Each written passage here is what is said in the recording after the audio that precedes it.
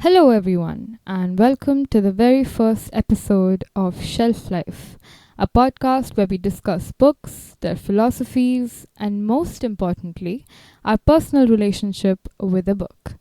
Our anecdotes, our experiences, anything and everything that we went through while we were reading a book. So, to start off, I'd just like to quickly introduce myself and the podcast to all you listeners. I am Simran Mendon. I'm 18 years of age, living in Navi Mumbai, and I have been reading since far before I can remember. I am also a writer. I write mostly spoken word poetry, but I am currently working on a novel. So, if I'm being honest, I have wanted to do this podcast for the longest time, but for some reason, I couldn't, and books take up a majority of my life. But there was something else that I wanted to do with this podcast. You see, it's not going to be just a book review club or me analyzing and critiquing a book, which is why I didn't want to call it a book club, because that's not what I like or what I want to do. For me, novels are more than just the written word. They are more than just an escape or an alternate reality. Books are stories. They are human stories. You see, when you read a book, you don't just read chapters, you experience something. When you read a book, good or bad, it moves something inside you. You feel something. I truly believe that if you are human and you encounter a piece of art, any piece of art, you will be moved by it. So, this podcast is going to be specifically littered with personal anecdotes relating to certain books.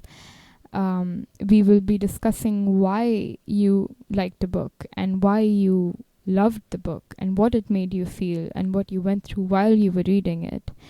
And I say you because this podcast is also going to be interactive. It's going to be you and I discussing a lot of things together. And of course, the first episode is going to be just me, but thereafter, you are going to send in your own stories, your own experiences, and I will find a way to include it in the podcast and talk about it and share some of my own stories. So, anyway, moving on to our first book, the book that I personally feel changed my life, and it changed the way that I read books, that I write, that I feel things, experience certain things, it even changed the way I meet people for some reason. The book that I'm talking about is none other than The God of Small Things by Arundhati Roy. Now, a little background about the book. The God of Small Things was published in 1997. It took 4 long years to finish. It is also India's first Man Booker Prize winner. If you're someone who's been reading for a while, you know that Man Booker Prize winners are a big deal. They are books that are heavyweight, that are usually very difficult to read and get through. They're mostly controversial and they have their own niche. So The God of Small Things is also a book like that, but it's something else entirely. It's a universe on its own, to be honest. And it opens in a little village of Kerala named Ayamanam, but travels far and wide to Delhi, Shillong, Boston, Calcutta, and then comes back to Ayamanam.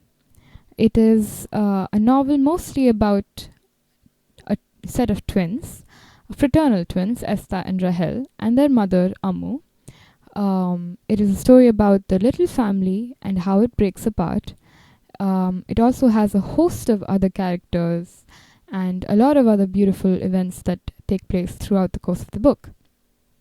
It is a novel of immense feat, if I'm being very honest. It is a tragedy.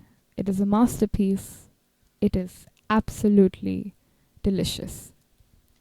Now, if I'm going to get into the structural aspect of it, and I want to. So the way that this podcast is going to go is that I will talk a little bit about, the traditional things, the structure, the plot, what I thought about the plot, and what I liked about some of the characters. I'm going to talk about the characters a little bit. We're going to talk about our experience with the book, and then finally, in the end, we're going to come to a question that I want to continue throughout all the episodes of this podcast. And the question is why we think the story was told. Why do we think the story was written? And what the purpose of this book is. So, anyway, that's the end. But in the beginning, I would like to talk a little bit about the writing. So, to be honest, The God of Small Things is not an easy read.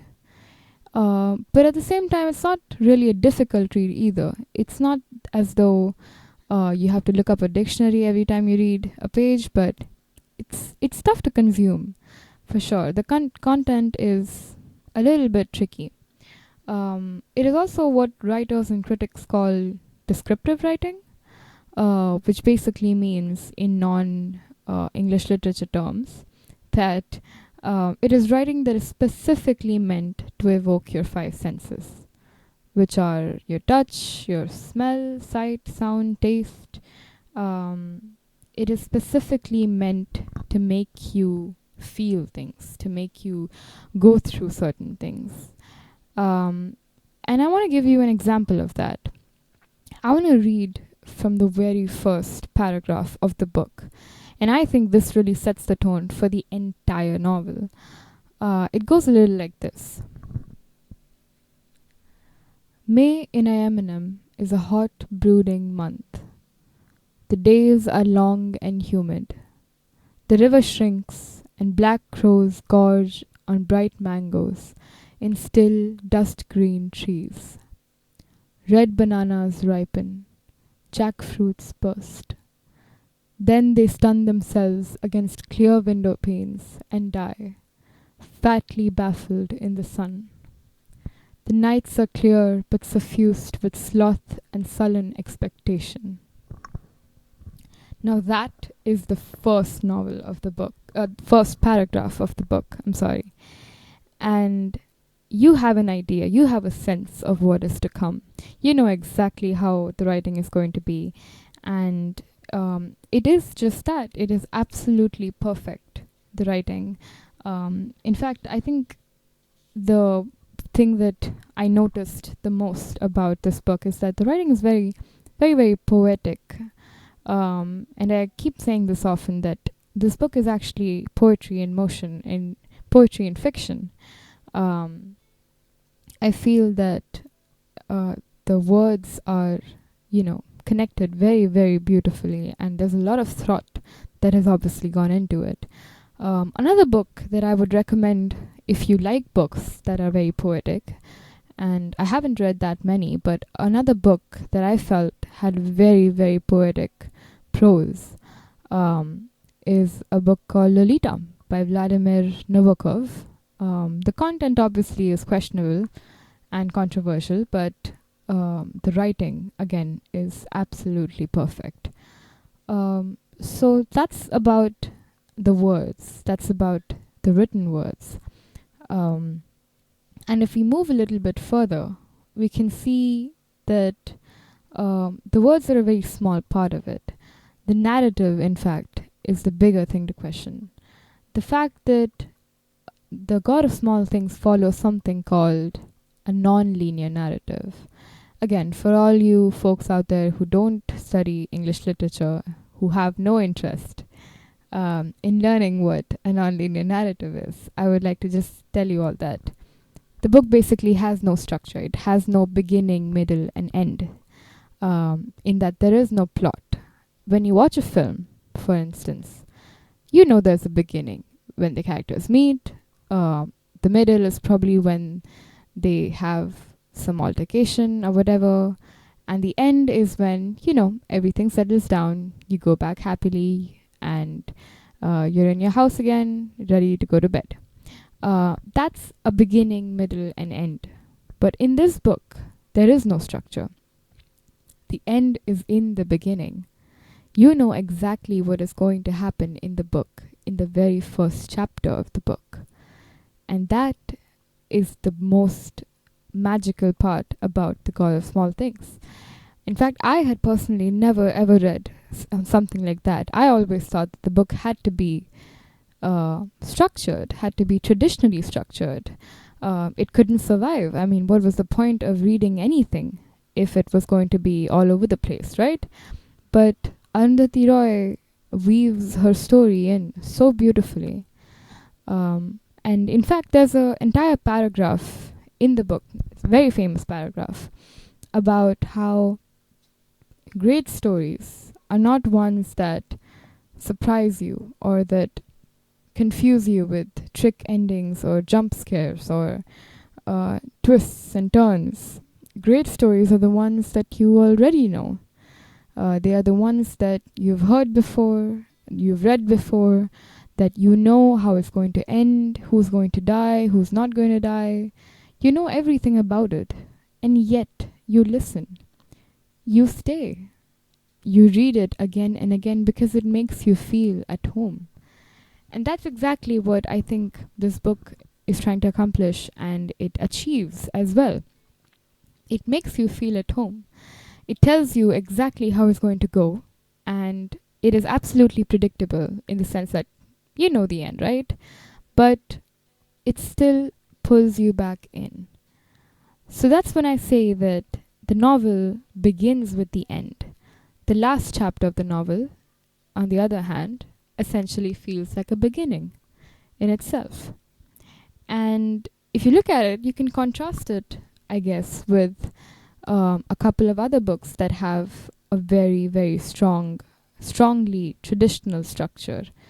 You can say something like, and this is a long shot, but I guess Gone with the Wind by Margaret Mitchell, because it just popped into my head. That's a book with, again, it's an epic with a very traditional structure. Something more millennial and popular with kids these days would be A Thousand Splendid Suns by Khalid Hosseini. It's a book that, again, in the end, you know that the characters are united and happy, and I don't want to ruin anything for you, but they're also expecting a child, so you know that their stories are complete. There is a sense of fulfillment, right? And there's a feeling of conclusion, and that's an end. But then again, doesn't it also depend on how you define an ending? Do you define an ending as a stop, a complete finish? Do you define it as a conclusion, or do you define it as a potential continuation? Is the end of a novel the same as the end of characters' lives and stories? Or is the end of a novel the possibility for something new, something more? These are all questions that, you can spend hours on, but it's something to think about. And this book especially really makes you think about what you think the end is and what you think the beginning is. What do you think it means in the grander scheme of things, right? That's what the characters do as well. And like I said, there are two characters, the twins, the main characters of the book. There's also their mother, Ammu. There's a host of other characters like Baby Kochama, Margaret Kochama, Chaco, there's Sophie Mode, Papachi, Mamachi. There's a lot of side characters that get a lot of what I like to call book time, which clearly means that, they are very small characters who get an entire chapter or an entire page, 2 pages, 3 pages. And they have very little to do with the main plot or whatever is the main plot. And that's where this book, again, it really, really takes you by surprise, because you don't really understand at once what they mean and why they are given that much importance, but you know that in the end, in the grander scheme of things, it all makes sense. So a thing that I want to point out here, and this is something that I have discussed with people who have read the book, and I've had conflicting opinions thrown at me. And a lot of people disagree with this, but I truly believe that at no point of time in the book does Arundhati Roy attempt to make you root for Esther or Rahel. If you've read the book, you can tell me this. Did you feel at any point that you wanted Esther and Rahel to, I don't know, do well, be together, be happy? I'm not sure. You want them to be, you want them to get somewhere, of course, as you would, but I don't think you were ever made to root for them. I think you understand them, you want to understand them, but you don't root for them. I think Esther and Rahel are just presented to you as plainly as possible. And that's again the beauty of the book, that you become so involved, you become a part of the book, that you don't just look at them objectively. You can't. They are people to you. And that's what a good book does. It pulls you in so perfectly that you don't feel like you are a reader anymore.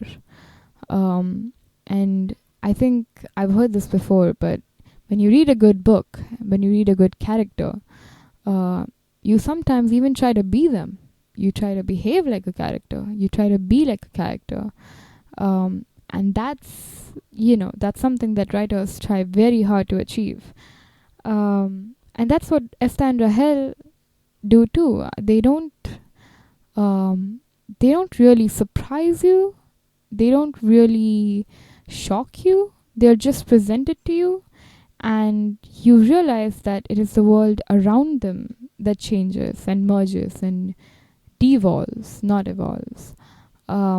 It is a lot of events that shape them, a lot of circumstances that shape them, much like life, right? And again, that's the beauty of the book. It's a lot of events, and this is a theme that keeps coming back up in the book again and again throughout chapters, and it is mentioned again and again that things can change in a day. The book is essentially 3 major events I counted, and they all happen over the course of a day. Everything. So whatever investment you have in the characters comes from whatever is given to you by the author, their backgrounds that is given. They're not really doing anything in the present moment, right? All right. That brings us back to one of the last parts of this podcast, one of the last things that I wanted to discuss, and also the most interesting aspect, according to me. It is a question that has a lot of writers and readers of this book have asked. A lot of critics have asked this question, and it is a question that Arundhati Roy has continuously refused to answer because, of course, she is Arundhati Roy. And it's a question that really sticks with you, and you really have to ask it, which is the question of God. Why God? Why God of small things? Why that title? Who is the God of small things? And I'm not spoiling anything for you when I say that it is mentioned quite early on in the book, and it's mentioned in a small paragraph that the God of small things is in fact Velutha, the character of Velutha. Now a little background about the character of Velutha. He is a worker who works in the twins' household. He is an untouchable who is continuously discriminated against for his caste. He is also having a secret affair with the twins' mother, Ammu. And he is a character who is extremely kind, and he is almost a father figure to the twins. He is tender, he is loving, he's forgiving, he's compassionate, and very tragically meets an abrupt end. And he is called the god of small things. In fact, there's a very small quote in the book that I think describes him perfectly. It goes a little like this: He left no footprints in sand, no ripples in water, no image in mirrors. And I think what this quote really means is that Velutha, while being the most wonderful man, the most tender character, the most beautiful character, blameless character, he was also mostly overlooked. He was a character that nobody really cared about except the twins and their mother. He was just there for everybody else. He never really was significant for them. He was very often overlooked, very often ignored, and in the end, actually erased. So Velutha was a character who, like she said, left no footprints in sand. But if he is the god of small things, then he is the most significant character of the book, right? And that's where the question of God comes in. Why this reference to God? What does it mean? And I think it makes a lot of sense, to be honest. The morality of Velutha, the saintly nature of Velutha, the fact that he is an all-encompassing, compassionate, tender, forgiving, loving, kind man who does no harm to anybody, and the reference becomes even stronger in the end when he actually, and I don't want to give anything away, but he actually pays for not his own sins but the sins of others. He saves the others, the ones who fault, the ones who are frail and weak. He pays for their sins. That reference is so clear and so strong that the reference to God makes so much more sense, right? And that actually made me think a lot about, the religious aspect of this book. And it's funny because if you know Arundhati Roy, if you followed Arundhati Roy, and if you've read the book, you would know this about the book, that there is a lot of rebellion here. There's a lot of angst. There is a lot of disdain for tradition, for convention, for following rules, for having faith. There is a lot of anger at customs and society and even at God, to be honest. Which is why this reference to God makes a lot more sense, and it makes things so much more complex when it comes to how the book is written and what it really means. It asks a very pertinent question about God. Is God rebellious? Does rebellion and God go together even? Who knows? These are questions that everyone has to ask for themselves, and it's something that makes the book so much more beautiful and so much more in touch with where you stand on the issue, and what does it mean to you? What does God mean to you? What does being the God of small things mean to you? What does rebellion mean to you and tragedy mean to you? How do you gauge tragedy, in fact?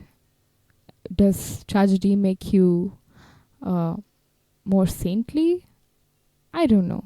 You have to answer that. And I think if you read the book, you would know that the book answers it too. Finally, we come to the last part of the podcast, the last question that I would want to leave you all with. It is a question that we will keep coming back to, and the question is, why do you think the story was told? For me personally, I think the story was told because it needed to be told. These were people who could have been anyone. They were real life people. I mean, Baby Kochama's character, for instance, you know that woman. That woman lives probably right next to you, or in your building, or a few blocks down the line. Ammu's character could be so many of our mothers. Esther and Rahel could be so many of us.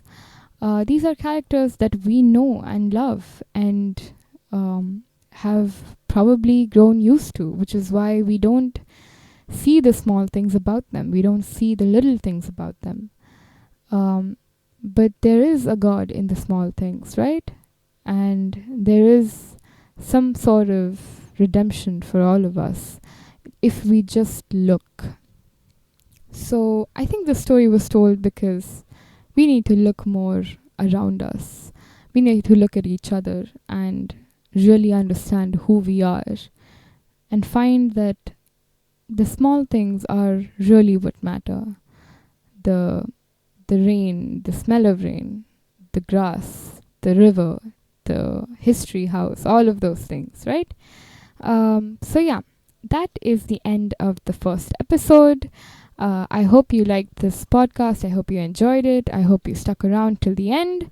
We will return with the next episode where we discuss a book that I hope you all will finish reading by the time the episode comes out. It is going to be a book that is extremely popular, which is why I'm assuming you've already read it. A Thousand Splendid Suns by Khalid Hosseini. We will be discussing it, and if you have any anecdotes about this book, I would appreciate if you could send it in. I will include it in the next podcast. And if you have any points about the A Thousand Splendid Suns, you could send it to me, and I will include it in the next podcast as well. Thank you for listening. This is Shelf Life, and I will meet you next time.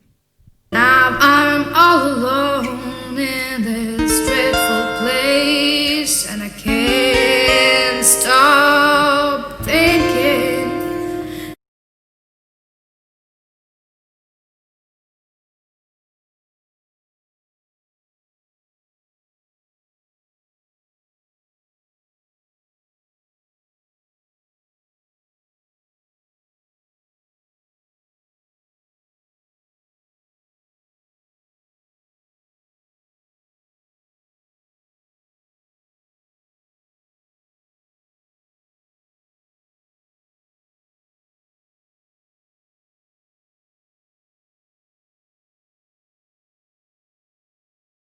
Thinking of you, Ava.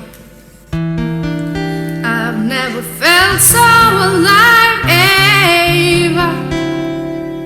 Don't wanna stop looking for you, Ava. Tell me what I'm so scared of, Ava.